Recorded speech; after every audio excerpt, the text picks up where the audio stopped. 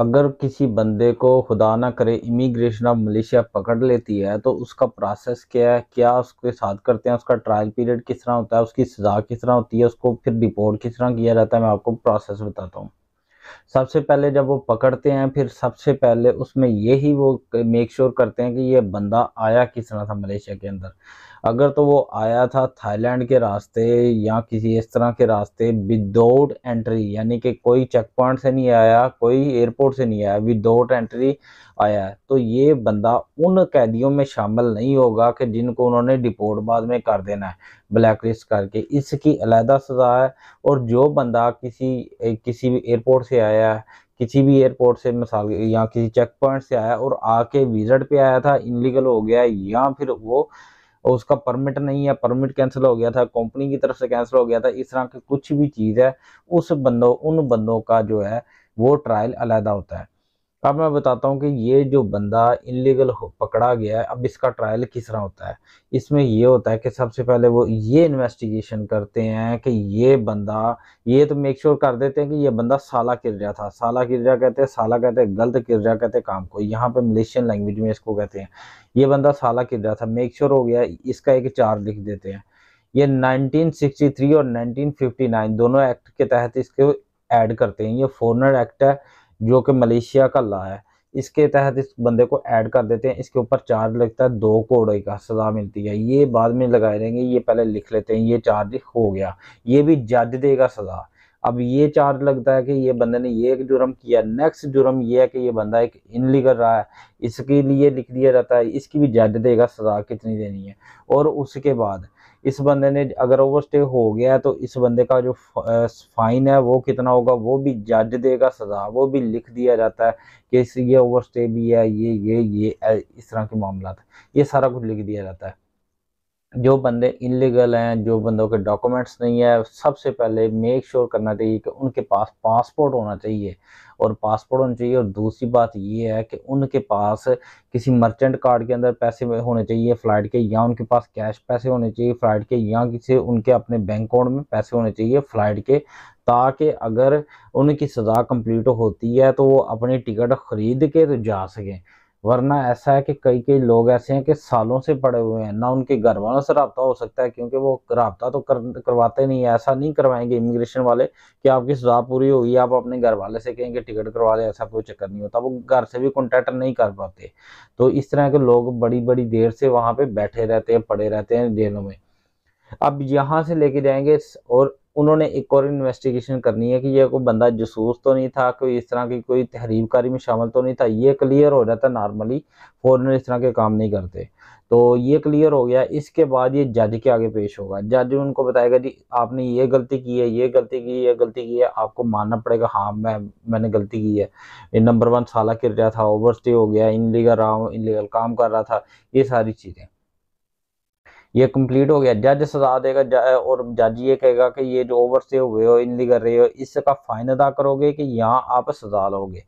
अब यहाँ पे ये प्रोसेस होता है कि अगर आप सजा ले लेते हो वो भी उतने ही दिनों में कंप्लीट हो जाती है, अगर आप फाइन पे करते हो तो वो सिर्फ 5-6 दिनों का फर्क पड़ता है, ज़्यादा नहीं, या मैक्सिमम 10 दिनों का फर्क पड़ जाएगा, ज़्यादा नहीं। अगर आप कह देते हो जी मैं सजा ले लेता हूँ, मेरे पास तो पैसे नहीं है, तो फिर जज क्या करेगा कि वो लिख देगा जो साला किरजा उसके उसके अलहदा से 2 कोड़े में मारे जाते हैं, और जो बंदे का इनलीगल रहा है उसका फिर उसको दिया जाता है कि इतनी दिनों की या इतने महीनों की इसकी है, ये इसकी इतने महीनों की इसकी जेल है।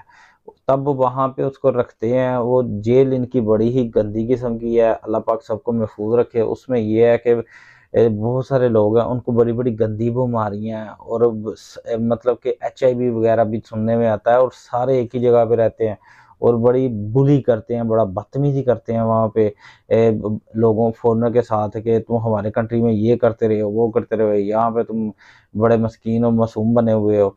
और ये भी है कि वहाँ पे बाथरूम वगैरह की कोई सहूलियत नहीं है, सारा सब ने एक दूसरे के सामने बैठ के बाथरूम कर रहे हैं। वो खाने में एक मछली देते हैं, वो ऐसा होता है चावल उबले होते हैं, ऊपर छोटी सी मछली पड़ी होती है, वो आंखों वाली मछली जो फ्राई हुई, बस वही खानी है आपने। तो इस तरह की जो चीज़ें होती हैं, मशक्क़तें होती हैं, ये कंप्लीट करने के बाद जो यहाँ से बच जाता है फिर आगे जाता है। आ गया, उसको भेज दिया जाता है नेक्स्ट उसको प्रोसेस, यानी कि 1 मंथ आपने वहाँ पे कंप्लीट कर लिया, फिर आपको नेक्स्ट वो कैंप में भेज देते हैं। कैंप में वो बंदा फंस जाता है। उसमें ये कैंप में ज़रा आसानी होती है जेल की निस्बत, मगर उसमें बंदा ये फंस जाता है कि बंदे की जब सज़ा कंप्लीट हो जाती है, बंदा कैंप में आ जाता है, महीने की, 2 महीने की, 3 महीने की जो बंदे की सज़ा थी कंप्लीट हो गई, बंदे के डॉक्यूमेंटेशन कंप्लीट हो गई, बंदा अब आ गया कैंप में। कैंप में आने के बाद ये है कि बंदा कॉन्टैक्ट नहीं कर सकता पीछे कि भाई मेरी टिकट भेजो घर वालों को, ये है वो है। बड़े बड़े लोग बड़ी बड़ी देर के फंसे हुए हैं जेलों में, सिर्फ इस वजह से कि उनके पीछे आने वाला कोई नहीं है। तो ये है, इसलिए कह रहा था कि आपके पास कोई मर्चेंट कार्ड होना चाहिए, उसके अंदर कार्ड होना चाहिए, उसके अंदर पैसे होने चाहिए, या कैश आपके पास सबसे बेहतर है कि कैश होना चाहिए। क्योंकि जब इमिग्रेशन वाले आपको रेड करते हैं, पकड़ते हैं, वो आपके पैसों में से, आपके मोबाइल में से, आपके वॉलेट में से कोई चीज़ नहीं लेते, सिर्फ काउंट कर लेते हैं, लिख देते हैं इस बंदे के पास ये मिला है, आपकी कोई चीज़ नहीं लेंगे, एक सिक्का भी आपका नहीं लेंगे।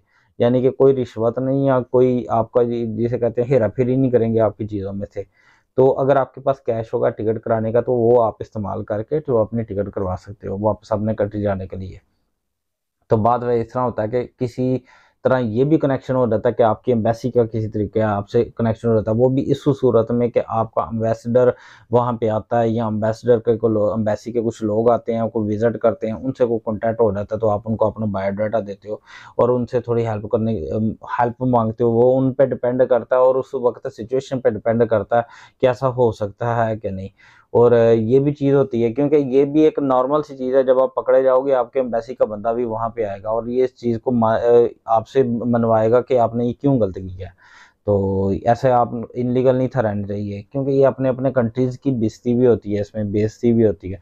तो ये भी प्रोसेस होता है।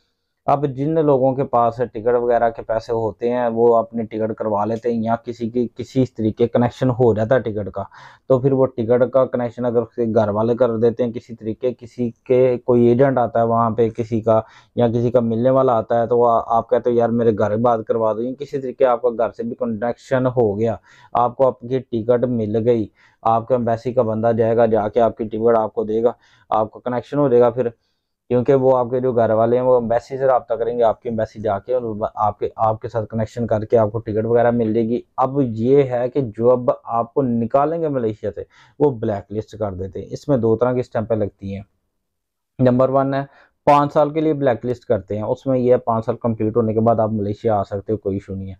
नंबर 2 जो स्टैंप लगती है वो है पूरी ज़िंदगी के लिए ब्लैक लिस्ट करते हैं, तो उसमें आप नहीं आ सकते। वो all airports, all check points के लिए ब्लैक लिस्ट होता है। बंदा किसी भी एयरपोर्ट पे, किसी भी मलेशिया में दाखिल ही नहीं हो सकता किसी भी तरीके से, ना आप फ़ज़ाई में, ना बहरी में, ज़मीनी में, किसी भी तरीके से आप मलेशिया में दाखिल नहीं हो सकते।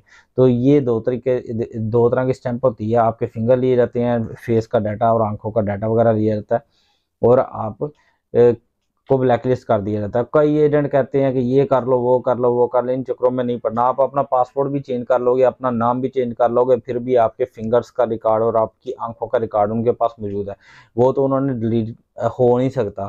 तो लिहाजा ये मुश्किल तरीका होता है।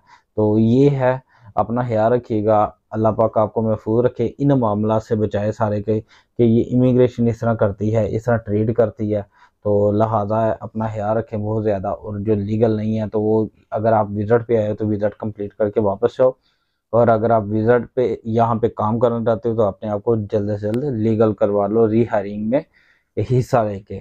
अपना बहुत सारा ख्याल रखिएगा। मेरे चैनल को लाइक कीजिएगा, अगर कर लिया तो अच्छी बात है, नहीं किया तो वो कीजिएगा। अगर कर लिया तो साइड पे एक घंटी का बटन होता है, उसको क्लिक कर दें। उससे ये होता है नेक्स्ट वीडियो की जो इन्फॉर्मेशन होती है आपको फ़ौरन नोटिफिकेशन आ जाता है। अपना बहुत सारा ख्याल रखिएगा। अस्सलाम वालेकुम।